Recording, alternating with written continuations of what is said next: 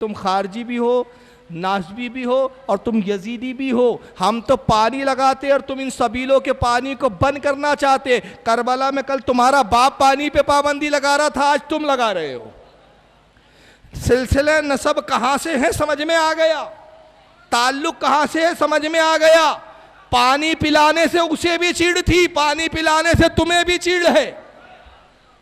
और हमने पानी पिला के बताया कि हुसैन ने हूर को पानी पिलाया था, जबकि हूर दुश्मन बनकर आया था, तो हुसैन ने अपने दुश्मन को भी पानी पिलाया। तो हम गुलामान हुसैन ने भी वादा किया, है हुसैन जब तू दुश्मनों को पिलाए पानी, तो क्या हम दोस्तों को भी और अपने अजीजों को ना पिलाए? तो हम पिलाएंगे और सबीले लगाएंगे। ये मगर अंदाजा लगाए कि ये है इनके दिल का बोझ।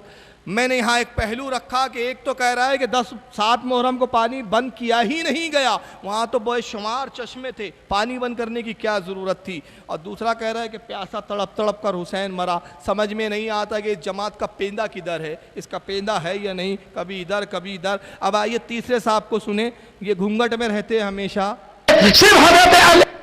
इनका नाम है मौलवी सादिक साहब, सऊदीया में रहते हैं। अच्छा, ये पर्दे क्यों रखते हैं सर पे, आपने कभी गौर किया?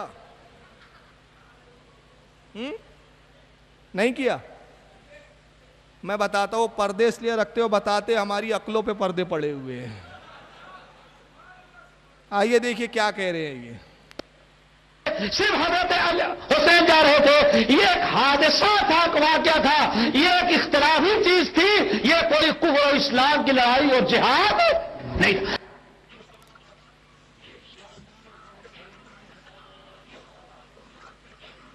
आवाज चले गई इसकी, छोड़िए। इतना समझ में आया। कहता है कि हुसैन जा रहे थे, हुसैन जा रहे थे, बस लड़ाई हो गई, ये एक हादसा था, ये कुफ्र इस्लाम की कोई जंग थोड़ी थी, एक हादसा था, मजाक मजाक में जंग हो गई वो। तो मतलब करबला एक हादसा है इनके यहाँ। और एक दूसरे साहब को सुनेंगे तो आप चौंक जाएंगे, तौसीफुर रहमान साहब, ये भी घूंघट वाले साहब है, इनको भी सुन लीजिए। कहते हैं हजरत हुसैन हाजिज से कूफा की तरफ चले, अरब के एक चश्मे पर पहुंचे, अब्दुल्ला बिन मुती से मुलाकात हुई। जब उसने इमाम हुसैन को देखा, आपके पास आया और कहने लगा, मेरे माँ बाप आप पर कुर्बान जाएं, ए फर्जंदे रसूल, आपको क्या चीज इधर ले आई? सुभान अल्लाह। वो इराक से आ रहा था, इराक के हालात देखकर आ रहा था, और फिर हुसैन से पूछता है आपको क्या चीज यहां ले आई? वो अंधा था, उसको नहीं पता था तौहीद शिर्क में बदल गई, सुन्नत बिदअत में बदल गई, जिना यजीद ने आम कर दिया, शराब यजीद ने आम कर दी, मस्जिदों के अंदर घोड़े बंधने शुरू हो गए। जो जाकिर कहानी सुनाते हैं, अल्लाह की कसम दुनिया के झूठों में से बहुत बड़ा झूठ करबला की ये कहानी है। अल्लाह की कसम दुनिया के झूठों में से बहुत बड़ा झूठ करबला की ये कहानी है। दुनिया के तमाम झूठों में से सबसे बड़ा झूठ क्या है? कहता है करबला की कहानी। बताइए, अब करबला ही झूठ और कहानी हो गई तो फिर बचा क्या है? कल तो ये अपने बाप को भी बोल देंगे, अब्बा तू भी मेरा बाप नहीं है। दुनिया के झूठों में सबसे बड़ा झूठ यह है कि तू अपना बाप, मुझे अपना बेटा कहता है। अंदाज़ा लगाइए कि जो करबला के वाक़यात को कहानी बोलता है, और कहानी बोलने के बाद नऊज़ुबिल्लाह मिन ज़ालिक कहता है कि दुनिया के सबसे बड़ा झूठों में से झूठ है। और दलील क्या दी?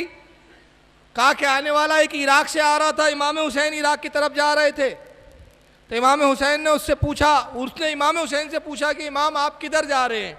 वो तो इराक से आ रहा था, उसको नहीं पता था कि इमाम हुसैन जंग के लिए जा रहे हैं, वहाँ इस्लाम बदल गया है, शिर्क जो है, जो तौहीद है वो शिर्क बन गई है, सुन्नत जो है वो बिदअत हो गई है, उसको नहीं पता था। तो उसने पूछा इमाम से, इसका मतलब ही ये है कि ना ये सब बातें हुई, न शरीयत बदली गई, न यजीद ने शरीयत के साथ कुछ मजाक किया, न शरीयत को पामाल किया, और नतीजा क्या है? कहता है कि दुनिया के तमाम झूठों में सबसे बड़ा झूठ अगर कुछ है तो करबला की कहानी है।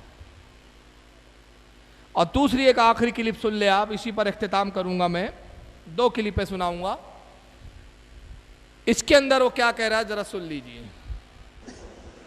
कहा अमीरुल मोमिनीन आपको बशारत हो अल्लाह की फतह और नुसरत की। हुसैन बिन अली अपने अहले बैत में से 18 और अपने शियों में से 60 अफराद के साथ वारिद हुए। बस हम इनकी तरफ बढ़े और उन्होंने हमें अपने हवाले करने से इनकार किया।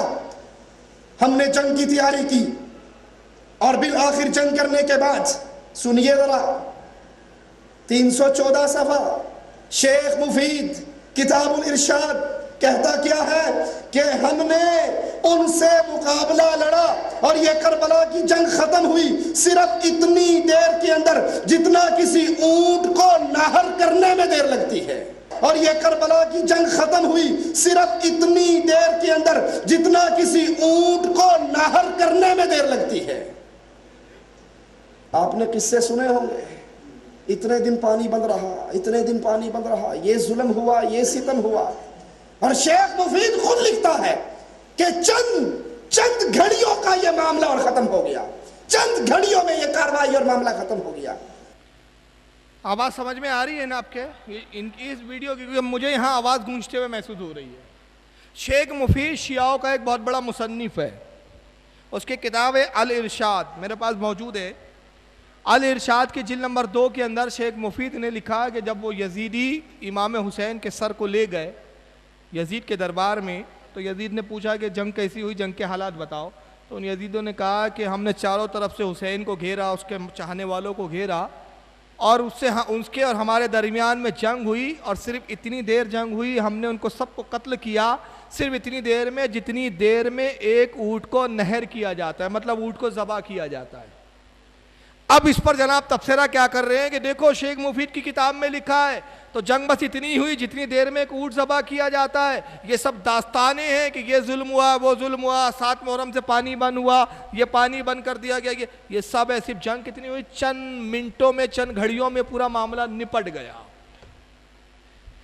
यानी करबला की वाक़यात को बिल्कुल इतने लाइटली ले रहे हैं ये लोग कि बताना चाह रहे हैं कि करबला कोई तारीख़ इस्लाम का कोई बहुत बड़ा वाक़या नहीं है, कोई ऐसी चीज़ नहीं है जिसके तस्करे किए जाए। मगर इस जाहिल को पता नहीं कि अरब के अंदर माहौरों में बात करने का दस्तूर है। ये असल में माहौरा है कि हमने इतनी देर में उनको काट दिया या इतनी देर में हमने जंग खत्म की जितनी देर में ऊँट नहर किया जाता है। गोया बता रहे हैं कि हुसैन पर काबू पाने में हमें कोई ज़्यादा मशक्क़त करनी नहीं पड़ी। ये माहौरा है। जैसे कि हम कहते हैं अरे भाई जंग हुई और फिर उन्होंने ऐसा काटा जैसे गाजर और मूली काटी जाती है, तो क्या वाकई गाजर मूली की तरह काट दिया आपने? नहीं, ये एक माहौरा है। अरब के अंदर माहौरों के अंदर जुमलों में इस्तेमाल किए जाते, तो ये माहौरे को समझ नहीं सका और उसको हकीकत ले लिया और कहा कि बस उतनी देर में जंग हुई जितनी देर में ऊँट नहर किया जाता है या ऊँट काटा जाता है। जबकि ऊँट काटने के लिए वक्त लगता है, तो तसव्वुर कीजिए कि अगर इंसानों के दरमियान में जंग हो तो क्या वाकई इतना ही वक्त लगेगा कि जितना ऊँट के ज़बा होने में लगता है?